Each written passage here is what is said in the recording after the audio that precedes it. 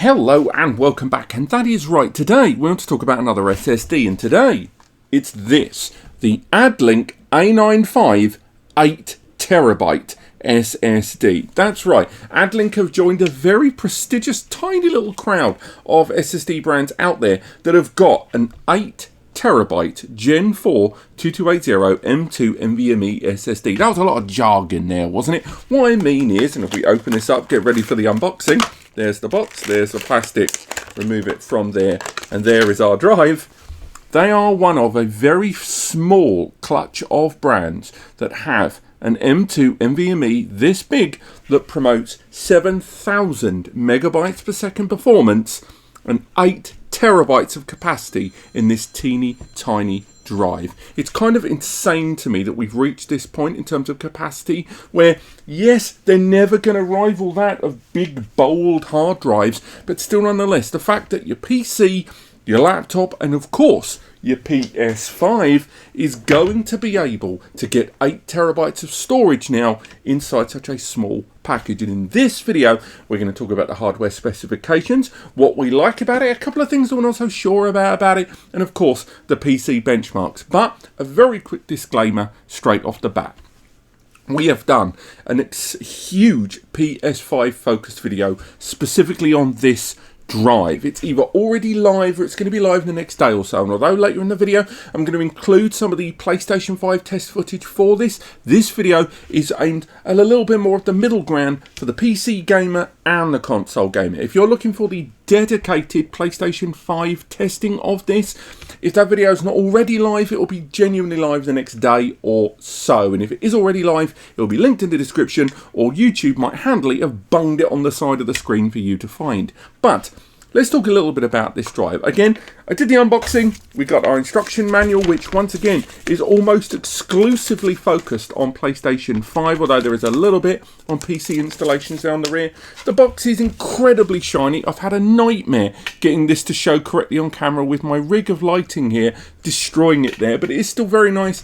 And for those that have followed the channel for a while, you'll know that right the way back when PlayStation 5 in 2021, summer 2021 in beta and then eventually rolling it out, allowed SSD upgrades, Addlink were one of the first brands we talked about, because although they're not the towering behemoths of your Seagates, your WDs and your Samsungs, they are one of the brands that really manages to keep things affordable, still giving you an incredible level of quality. And one of the things that we talked about on this drive originally was the fact that the casing on it and that heatsink was incredible. Yes, this heatsink here at the top being incredibly low profile there, breaking it into the 7mm height, still allows fantastic heat dissipation when we did our testing on the 1, the 2 and the 4 TBs across the A90, A92 and A95 series a couple of years ago, and they've continued on form with this. This is a double-sided SSD, we'll talk about that more in a moment, but the heatsink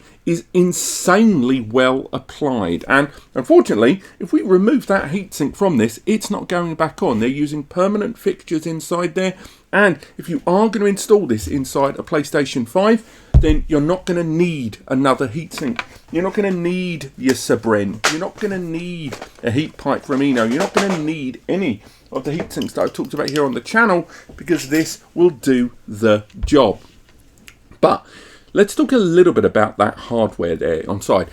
Let's talk a little bit about those specs. So first and foremost, specifications there inside. It's taken advantage of the Phison E18 controller. When it comes to the Gen 4 generation of SSDs, it's really come down to 3 different controllers in the market everyone's using, if you're not counting proprietary ones from like WD and Samsung. And that E18 controller has seen incredible innovation and revision after revision of firmware update as more brands have used it there. So it really has, they've reached peak what they can get out of that. Now, arriving in 1, 2, 4 and now 8 TB, they all arrive, frankly, with the exception of the 8 TB, which we'll get onto in a moment, very affordable price points. So if you're looking at the 1, the 2 and the 4 TB, again, going forward from our review 2 years ago, you're looking at 69 quid, 114 quid and 233 quid. And I would add, those include tax, so it's even cheaper if you're buying in places where, unlike the UK, where your tax is 20%, you might get lucky where you are. But with the 8 TB, It arrives at £824 including tax. That's a lot. Even if you remove the tax, it comes in at like 699 quid.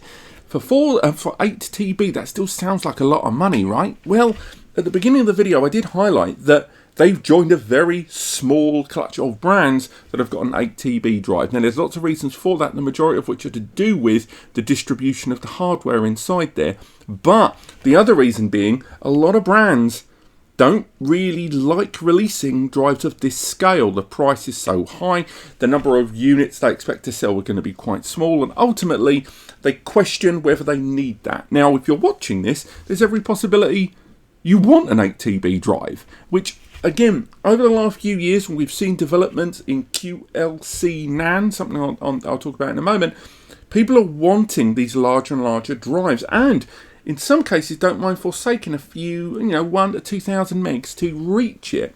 But at the moment, there's only about 6 or 7 brands, 8 at a push, that have got 8 TB 3D TLC NAND SSDs like this.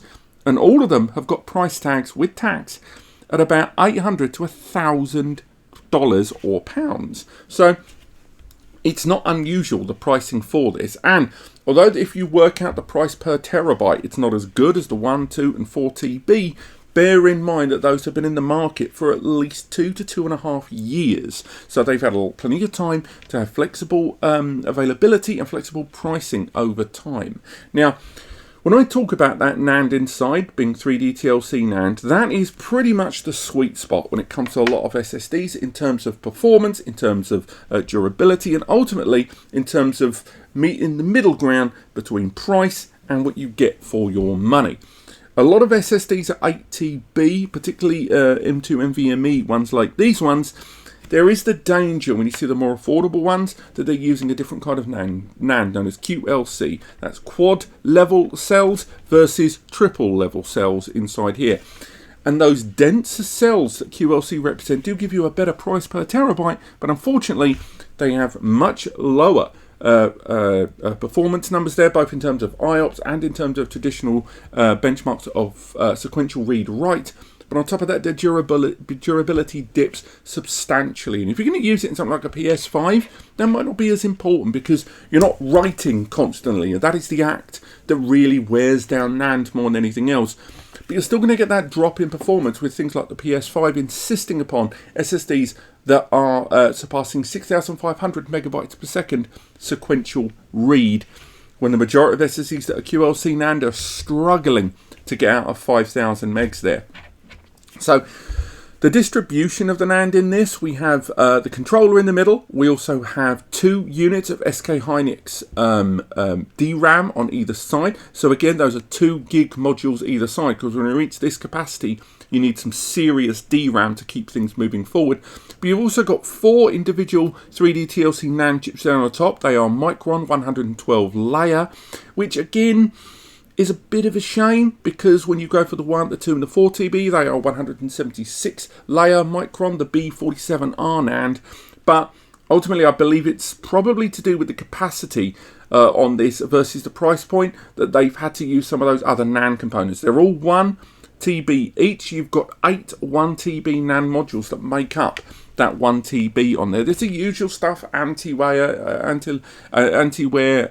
protection and encryption and stuff built into it, but gamers aren't really going to be taking advantage of all of that. Now, the 8 TB in terms of performance is lower than most of the drives in the family, largely to do with that Micron NAND being just a lower layer count there overall. To put that into perspective, the 1, the 2 and the 4 TB drive all crank out 7,200 sequential megabytes per second read write. That's big blocky data in line. And when it comes, that read. In terms of write, it's between 6,000 and 6,500. Now the 8 TB, because of their slightly differing depth of NAND, it cranks out 7,000 on the dot megabytes per second sequential read, and sequential write 6,000. It's a tiny dip, and one that I don't believe gamers are really going to feel, because they're going to prioritize read over write. But still, nonetheless, to reach this capacity point, some tiny little changes have clearly had to be made, and it's reflected across the bulk of 8 TB 3D TLC Gen 4 SSDs in the market, with only 1 or 2 exceptions. In terms of IOPS, however, things are still pretty good, with 900,000 4K random read IOPS and in write crossing into the 1 million threshold there. So still a very well put together drive, and because they haven't forsaken that NAND and had to go QLC, I'm pleased to say the durability is still rated at 0.38 to 0.4 drive writes per day.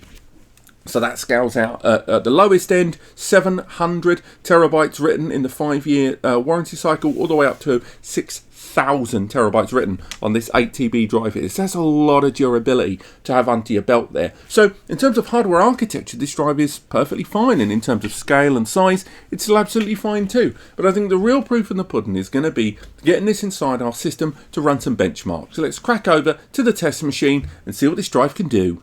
Okay, so here on the PC test machine, I've done about an hour to an hour and a half's worth of tests being conducted, and for the most part, the results are pretty pleasing there. Straight away, if we get Crystal Disk here up on screen, you can see that the Addlink 8TB A95 SSD was conducted on PCIe Gen 4 x 4 lanes, so absolutely no limitation there. And on top of that, the SSD was utilizing a port on 1.4 NVMe standard. Now, in excess of 2,000 gigabytes, or a little over 2 TB, was transferred to and from the SSD throughout the course of the 13 tests that were conducted here on the machine, and you can ignore around about 350 to 400 gig of that, because that was from a previous PlayStation 5 test video I did just before this one. Now, if we open up the graph for the temperatures, we can get a little understanding of how well that more compact heatsink conducted itself in this PC benchmark environment there. Now, if we have a look down here, we can see the 47 degrees was the idle temperature of the SSD during a lot of the PlayStation 5 performance measures, and we did see during that period it spiking up to 59 degrees during some heavy write ops in the PlayStation 5 testing for that previous video. Now, throughout the course of the other 12 to 13 tests here on the PC that included Atto Disk Benchmark, AS SSD, Crystal Disk and Blackmagic, we saw going all the way up to a temperature during the Atto benchmark tests of 74 degrees, which is pretty high, but it didn't go on for an exceedingly long amount of time and did come down very rapidly, and that was a particularly unusually high test that I'll show you in just a moment.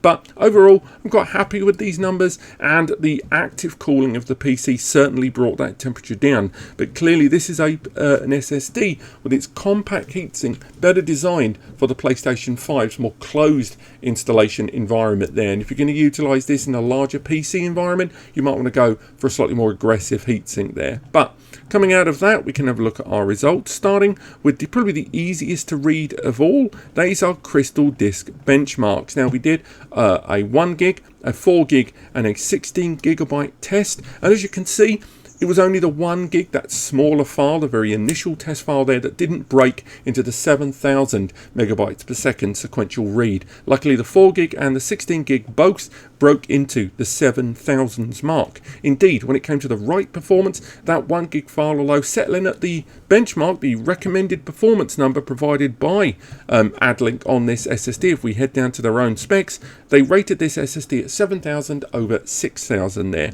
So returning back to those numbers, you can see that in terms of sequential write performance, we broke 6,000 and we got to 6.5 respectively on the 4 gig and the 16 gig. Very, very healthy numbers there. We even saw that the 4K read random IOPS both get exceedingly close. I say both, all three tests get very close to that 1 million mark that is reported on these drives. So again, very good numbers, I would be happy to say, although I would say that because of the machine that I'm running right now and a bottleneck caused by the SSD that I was writing from, that my OS is on, which is a Gen 3 Samsung 970, that's why we saw the write 4K IOPS kind of bottleneck there at the 650 to 640,000. But don't worry, that's nothing to do with the SSD and all to do with my combined system. Overall, the mixed performance was still very, very good on 70 to 30 there across all three Crystal Disk benchmark numbers. Now, moving from there, we made our way into Atto disk benchmark. Now, Atto disk benchmark calculates gigabytes, megabytes, terabytes very, very differently, but still nonetheless, we still saw, even with that converted number, very good sustained numbers. This is where at the 4 gig mark, we started to see that temperature get exceedingly high. We still saw consistent read numbers there at 6.5 all the way along, and it was only as the drive was beginning down here on the bottom right to oversaturate that cache that's on board do we start to see any kind of limitation there. And the same goes the IOPS, of course, relative to the numbers and the sizes that we're dealing with, pretty good, but once again, compared with the IOPS, compared with the file IO that we were dealing with there. Coming out of that, we can go into ASSD, and in ASSD, another tool that is predominantly calculated its own way. And although these numbers may seem a little questionable when we're looking at 7,000 on the other ones, you've got to bear that in mind with ASSD's own particular algorithm. And 9,800 down to 8,800 for an 8 TB Gen 4 SSD are still pretty darn good numbers overall. And finally, ending on AJA for our benchmark numbers there, we can have a little look at that sustained performance. Now remember, what we're looking at here, as I've mentioned this in previous videos, we're not looking at those top numbers there, because these are tests with 5K read video files here. What we're looking at here is the graph at the bottom. That is what we're interested in, because the graphs at the bottom will give us an understanding of the sustained performance before oversaturation could have kicked in and really hurt the performance. Overall, still seeing great numbers throughout all of these tests. Just factor in, of course, that while we're looking at this now, these top numbers are a misnomer because we didn't do a singular test, we did a repeated test. It is those graphs that are key, and overall, I'm liking the numbers that I'm seeing there. Okay, so now we're booting up our PlayStation 5 with the Addlink 8 TB SSD inside, ready to rock. We're going to be doing 3 initial benchmarks back to back using the PlayStation 5's own benchmarking introduction. So we're going to go ahead and format. The reason we're doing it 3 times will be explained in just a moment, but for now, let's crack on. So as you can see, it's going to run that original format there. It just transfers a little bit of data to and from the drive, and as you can see, we've got a rate in there of just over 6,000 megabytes per second. That's a fraction lower than I would have liked to have seen. It's still a pretty darn good number, but 6,000 is just a fraction lower than I've liked. So what we're going to do is just go straight into the system and redo that benchmark. Now, why do we do these benchmarks 3 times? The reason we reformat and redo this test 2 more times is quite simple. Benchmarks that are performed on a PC or a PS5 are susceptible to the occasional difference during the transfer of data, the system booting up, the NAND inside the SSD not quite being at the right temperature and therefore giving just slightly differing results. There's so many different reasons why. So what we do is we redo the same benchmark 3 times to get ourselves something of an average. We're going to move on to our second benchmark here, going into the system, and as soon as it appears there on screen, we're going to get the controller turned back on and run ourselves a second format of the Addlink A95 8 TB SSD in the PS5. And as you can see, this time we're seeing a higher benchmark, 6,128 megabytes per second. Now, this doesn't guarantee the next benchmark we're going to see is going to be higher by any regard, but it does allow us to perform multiple tests on a drive, which, you know, much like a lot of things these days, sometimes can need just a little bit of warming up there. So we're going to go in and we're going to do 1/3 and final format of that drive, which again, I'm just going to skip forward onto the system itself, doing the reboot there so you don't have to wait around till it's format. And onto our 3rd and final format here, making our way back in. I've already clicked the controller button. So let's go in and see what our 3rd number here when we format the 8 TB for the last time. Higher or lower or the same. Let's have a look. So the number we got was 6,428. A very respectable number indeed, and just shy of pretty much the industry standard there. And for an 8 TB to hit that number, still very good. We still have to work out the average across the 3, but they're still pretty darn good numbers overall. So what we're going to do is make our way into the PlayStation 5 XMB menu there and start preparing some games to be transferred from the internal system onto the SSD, and we're going to have a little look at the benchmarking of or the performance of sending that data over.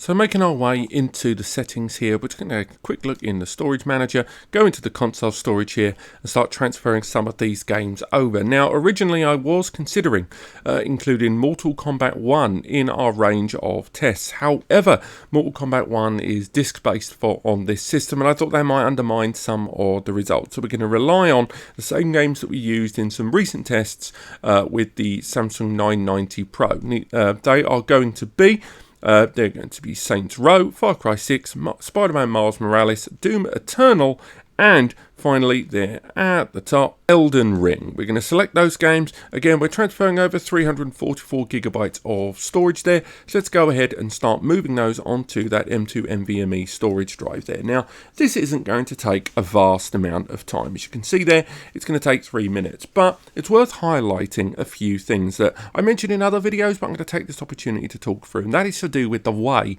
data is transferred inside the PlayStation 5 system. If you watch my other videos, fast forward about 3 minutes. But if you haven't, data between both the CDs that are the Blu-rays that are transferring data to the system and internally inside when data is being downloaded are done in little packets of data. This data is encrypted. On top of that, that data is also extracted and then archived in a compressed and uncompressed state in between. The result is that read and write data, or moving and uploading and downloading data between the M.2 and the internal SSD is not the same as conventionally moving data in, say, a Windows environment using File Explorer or using the likes of AJA, Blackmagic, Crystal Disk, or any other of the conventional benchmarks that you see based on PC, SSD and hard drive testing.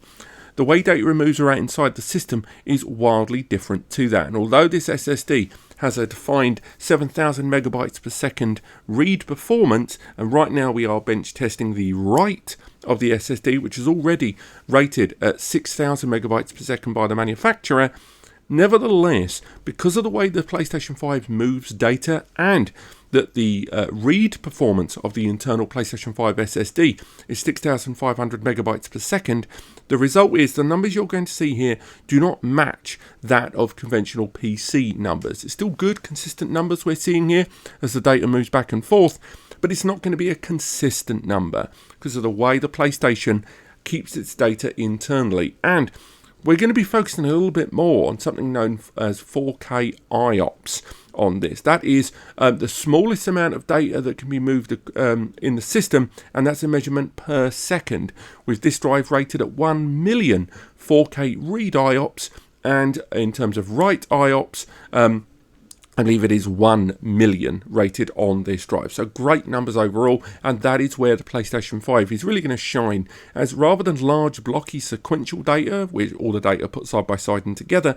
random data is when data is being pulled, or ad hoc when needed in small quantities across the entire storage as fast as possible. Something we see in these larger game worlds, and particularly online components, something we can't really benchmark. But as you can see, if we come out there and now go back into the M2 SSD, we can see that those games have now transferred over very quickly and easily, all on that disk. And what we're going to do is go through each of these games side by side with the way they performed internally with the PS5 and analyse the results.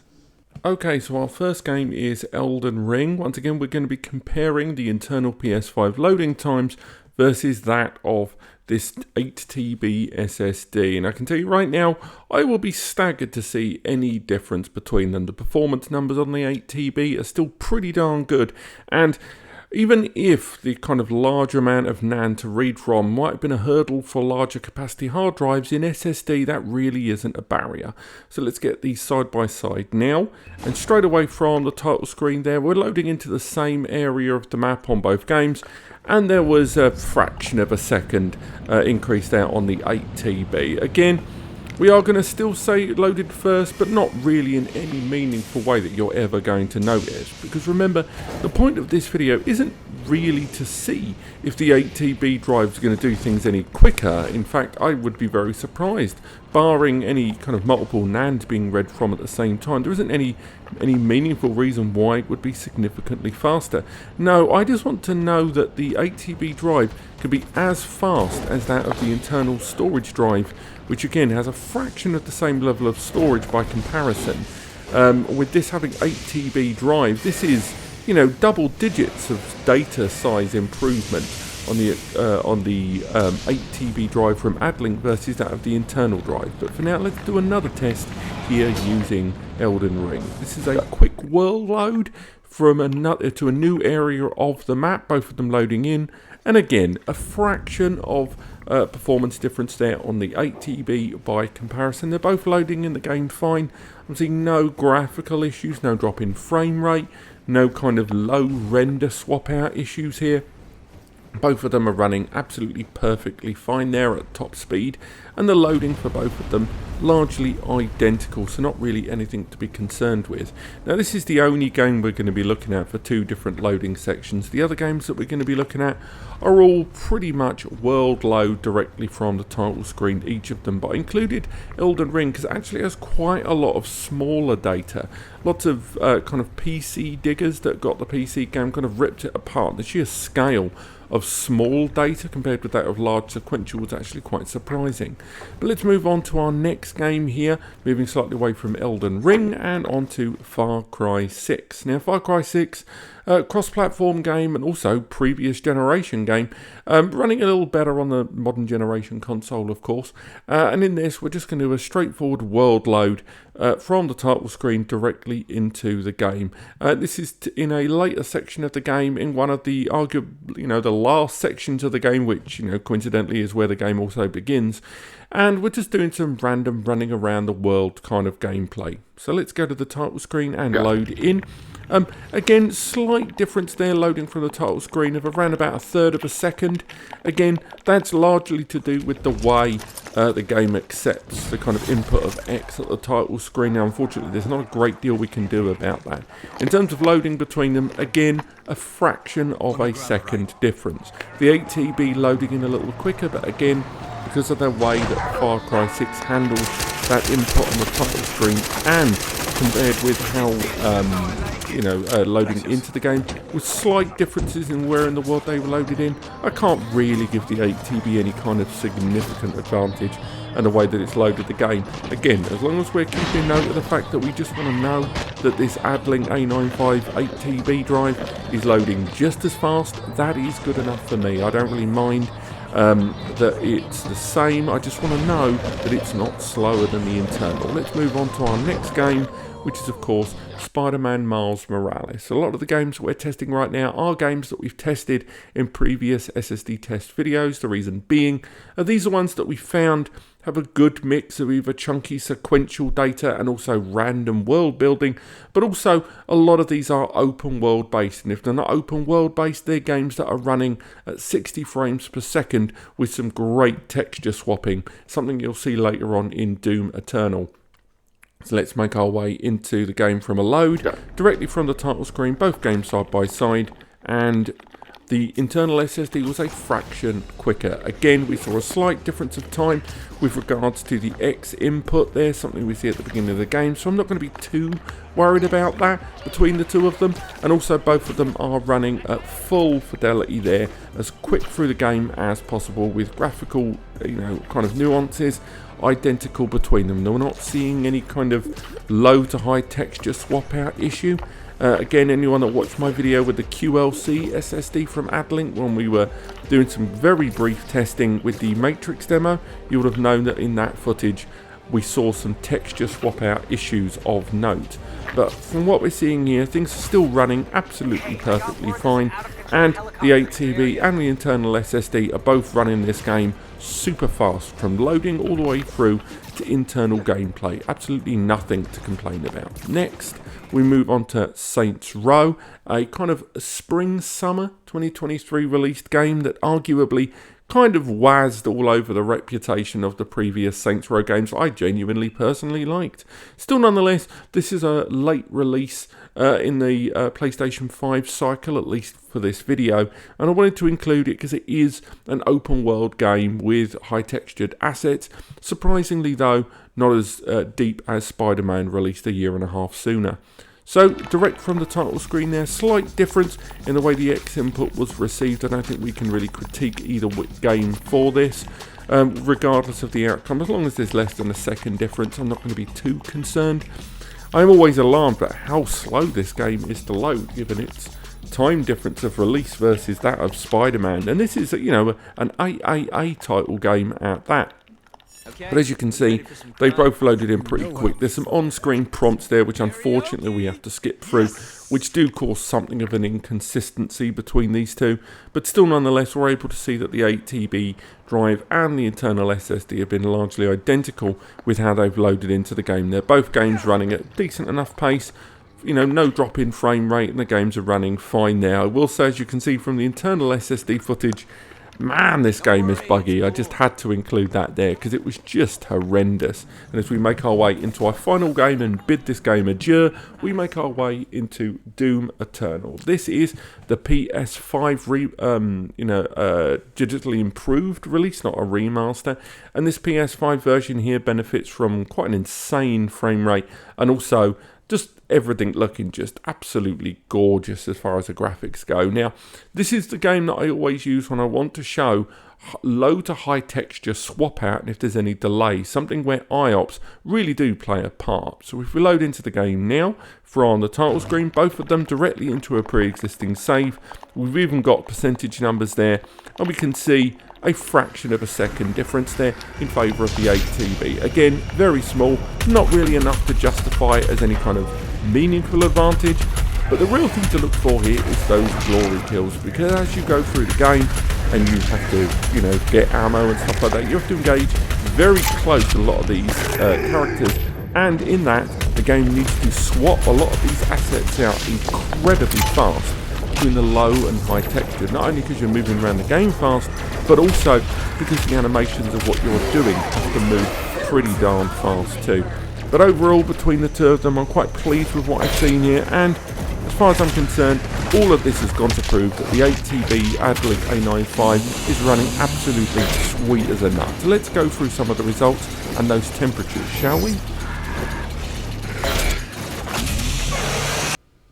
Okay, so next up we want to start moving these games back onto the internal PS5 SSD. The reason we're doing so is that means by transferring them back we get a good handle on the read speed of this internal SSD, as well as when that data gets deleted over to the internal PS5 SSD. So we can go ahead and select all 4 of the games to move them back onto the other part of the system. We can go ahead and transfer those now. Now once again, we are going to still see that issue we mentioned earlier on with regards to compaction of data being moved between 2 different storage sources using the PlayStation's unique and kind of encrypted and closed system. So don't expect anywhere near the kind of performance numbers we saw before. On top of that, although we never really had an official write performance benchmark of the internal PS5 SSD, we know that it lives somewhere between 3 and 5,000 megabytes per second, so certainly lower than the write speed of the Addlink A95 SSD. Now the spec we're seeing there on screen at 24 to 25 minutes, it would be lovely to rely on that, it really would be, but unfortunately we can't because it will be incredibly variable. I've done this test on many different SSDs over the years and transfer approximately the same 250 to 350 gigabytes of data, and the traditional drive write does wildly differ depending on the game in question, which then inevitably leads over to the kind of data packets that game contains. But the main reason I want to transfer this data over, other than to see a kind of vague benchmark we can see here on screen because of that compaction, is because after this we're going to go through the temperature results. We're going to take that SSD, mount it inside a PC and access the temperature readings thanks to an application known as Crystal Disk. And we're going to close the video on that mainly because we just want to see during the course of the last 2 to 2.5 hours of read and write activity, what temperatures did this SSD and its heatsink get to. So let's fast forward to those results.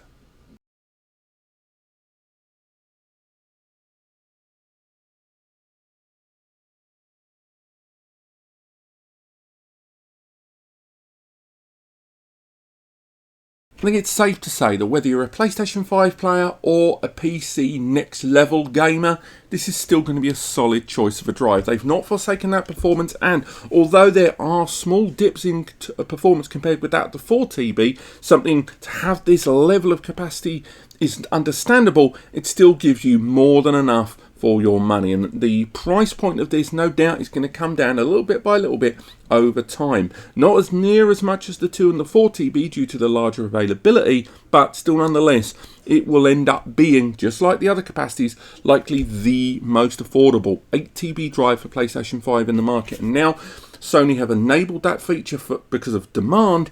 That is something that a lot of users are probably going to get on board with. What do I like about it? I like the fact that it is absolutely frigging tiny. I've got so used to looking at a lot of larger capacity SSDs that are concerned with heat dissipation because they're using inefficient heat dissipation methods in their heatsink technology, or taking advantage of massive heat sinks. The result is that this manages to be both compact. So if you're running a laptop, for example, and you're running a much smaller system or want high capacity, this is going to be very much up your star zone. If you're a PS5 gamer, we've only got that very small 12.5mm height capacity upgrade slot. This is going to be very much up your street too. Things that I like about it in terms of performance, it didn't let me down, and it compared very well against the internal SSD benchmarks, which is ultimately what you're always going to want. Things I'm less keen on, clearly the price, at least at launch, it's a little bit intimidating there, and it's a real shame they had to kind of lower the NAND layering count from 176 layer down to 112 layer, but of course that is something they've had to kind of wrestle with to reach this height. And given that most users that are going to use this are going to be pro gamers, heavy write performance is not going to be a priority. So although in the larger sense of things I'm a little disappointed about the NAND layer depth drop, ultimately very few people are ever going to notice this given its target demographic. And short of that price point coming down a little lower, it still makes it a very solid choice versus that of quad layered cell NAND in the market, or quad level cell NAND in the market right now. And if you're in the market for an 8TB Gen 4 SSD, don't try and save yourself a couple of hundred nicker. Go for something beefier with the performance behind it. Thank you so much for watching. I hope you've enjoyed this. Do let me know if you have. There should be a link in the description to the full written review and to other videos we made on Addlink SSDs in the past, a couple of years ago, for compare and contrast. And hopefully the full dedicated 8TB PS5 video is already live. But apart from that, thank you so much for watching, and I'll see you next time.